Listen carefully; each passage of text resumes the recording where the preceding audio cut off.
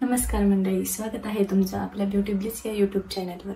आजचा व्हिडिओ होणार आहे टीनेजर्ससाठी। आता टीनेजर्स म्हणजे कोण? 13 to 19 पर्यंतचे ह्या वयोगटातले जे मुलं मुली असतात ते टीनेजर्स मध्ये येतात। आणि ह्या टीनेजर्स मध्ये त्यांनी कोणतं स्किन केअर रूटीन फॉलो केलं पाहिजे याबद्दलची सर्व माहिती तुम्हाला या व्हिडिओमध्ये मिळणार आहे, तर व्हिडिओ शेवटपर्यंत नक्कीच बघा। तुम्ही टीनेजर्स असताल किंवा तुमचे मुलं मुली किंवा तुमचे बहीण भाऊ, तुम्ही स्वतः टीनेजर असाल, हा व्हिडिओ तुमच्यासाठी आहे। 13 ते 19 या वयोगटात शरीराची वाढ होत असते, हार्मोनल चेंजेस होत असतात, त्यामुळे त्याचा आपल्या स्किनवरही परिणाम होतो। त्वचा खूप जास्त तेलकट होत असते, खूप जास्त पिंपल्स येतात आणि ह्या सगळ्या गोष्टी आपला कॉन्फिडन्स खूप लो करतात आणि आपल्याला समजत नाही की आपण काय करावं। आणि आपण जनरली तेच प्रोडक्ट यूज करायला जातो जे आपले मोठे बहीण भाऊ किंवा आपले आई वडील यूज करत असतात, किंवा आपण टीव्हीवर किंवा मोबाईलमध्ये ऍड बघून ते प्रोडक्ट यूज करण्याचा प्रयत्न करतो। परंतु 13 ते 19 या वयोगटात असणाऱ्या मुला मुलींनी स्किन केअर प्रोडक्ट यूज करताना खूप जास्त काळजी घेतली पाहिजे। त्यांची त्वचा युथफुल असते, काही इन्ग्रेडियंटची तर त्यांना गरजच नसते, जसं की रेटिनॉल वगैरे अँटी एजिंग जे इन्ग्रेडियंट असतात त्याची काहीही गरज नसते। 13 ते 19 वयोगटात ह्या वयोगटात असताना आपली स्किन स्वतः नवीन सेल्स तयार करत असते आणि आपलं शरीरच आपली स्किन युथफुल ठेवत असते।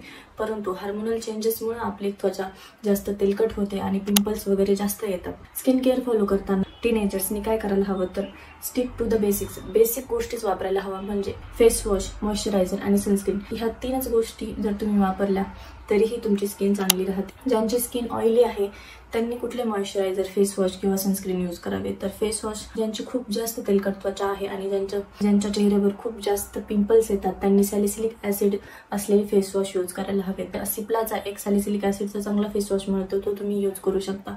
आता मॉइश्चरायझर कुठले यूज करावे?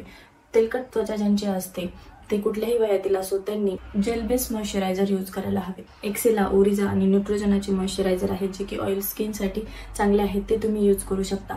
आता सनस्क्रीन कुठलं? सनस्क्रीन अवेनचं सनस्क्रीन एक चांगलं येतं, ॲक्ने UV, सनकोटचं जेल सनस्क्रीन, हे सनस्क्रीन तुम्ही यूज करू शकता। आता ज्यांची ड्राय स्किन आहे त्यांनी कुठले फेस वॉश, मॉइश्चरायझर आणि सनस्क्रीन यूज करायला हवे। ज्यांची स्किन ड्राय आहे त्यांनी फोमिंग फेस वॉश आणि स्क्रब स्ट्रिक्टली अवॉइड करायला पाहिजे, कारण त्यामुळे आपली स्किन अति जास्त इरिटेट होते आणि त्वचेला रेडनेस सुद्धा येतो। त्यांनी soft gel based face wash use करायला हवे, जसे की सेटाफिल, इपिसॉफ्टचे फेस वॉशेस येतात, ते फेस वॉश तुम्ही यूज करू शकता। मॉइश्चरायझर कुठले यूज करू शकता? सेटाफिलचं मॉइश्चरायझर, बायोडर्मा, फिजिओजेलचे मॉइश्चरायझर खूप चांगले आहेत, ते ड्राय स्किनला चांगले सूट होतात। आता सनस्क्रीन ड्राय स्किनवाले सनस्क्रीन कुठलं यूज करावं तर लॅशिल्डचं आणि न्यूट्रोजनाचं ड्राय स्किनसाठीचे जे सनस्क्रीन्स आहेत ते तुम्हाला सूट होतील। आता ज्यांची नॉर्मल स्किन आहे, हे खूप जास्त लकी लोक असतात ज्यांची नॉर्मल स्किन असते, त्यांची त्वचा जास्त तेलकट होत नाही आणि चेहऱ्यावर पिंपल्सही कमी येतात।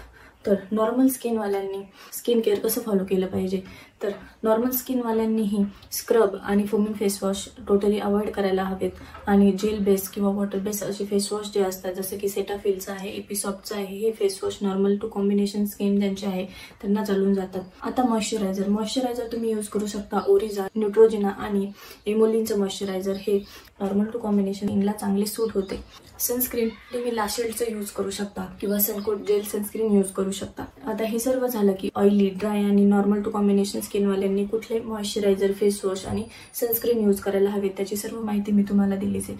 परंतु ह्या वयामध्ये सर्वात महत्त्वाचा पार्ट असतो तो आपल्या डाएटचा।